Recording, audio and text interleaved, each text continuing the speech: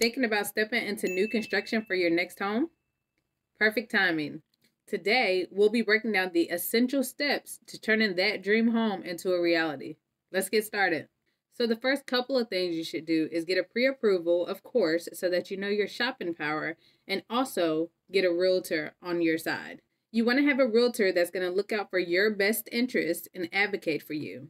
Don't forget, the sales reps at the construction sites are looking out for the builder. They work for the builder, so they're looking out for the builder's interest, not yours. Having a realtor by your side ensures that you have someone to negotiate the best deals for you, offer unbiased support, and make sure your needs are priority number one.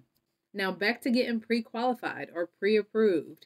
This isn't just a formality. It's an essential part of the home buying process.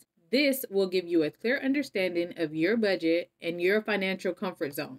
Many builders offer their own in-house preferred lenders. These in-house lenders can offer you different incentives, such as helping with your closing cost or buying down the rates. You don't necessarily have to use the in-house lender. You can definitely shop around for the best rates and terms that fit your needs. You and your lender of choice will sit down and discuss all of your expenses and your budget, and you can decide what type of monthly payment you're comfortable with paying. So your lender is going to put on paper what you can afford and what you're pre-approved for. But now you'll have to see what's comfortable for you on a monthly basis. Don't forget, just because you can afford it on paper does not mean you want to go past your comfort zones in real life. So make sure you take a look at all of those numbers before you finalize on anything. So after you get all of your numbers figured out and what you're comfortable with, then I suggest looking at houses. You don't want to start looking at houses beforehand because you could be wasting your time and your realtor's time. And it's possible that if you start looking before you know your amount, you fall in love with the house that you can't afford. This would not be a good scenario. So once we're done with all of the pre-approvals and everything like that, we can begin house hunting. You'll want to research what communities you want to live in, what part of the city you want to live in. Maybe it's a certain school district. Once you figure all of that out, we can start viewing homes. You'll want to find out the expected timelines of completion. You'll want to find out if you're going to get a home built from scratch, from the ground up, or an inventory home. An inventory home or a spec home is already built. You won't have the luxury of picking out all of the things that go on the inside or the outside. It's still brand new, but you just don't get to pick what's in there. Now, on the other hand, if you decide to get your home built from the ground up, you'll get to pick out the elevation, which is what it looks like on the outside. You can pick out your lot. You can pick out your interior finishes, your lighting packages, your floors. There's so much that you can customize in a newly built home. Keep in mind that the model homes that you view are upgraded versions of the homes. The home you see in a model may not be the same, even if you choose the same floor plan, unless you decide to pay for those upgrades that were displayed in the model home.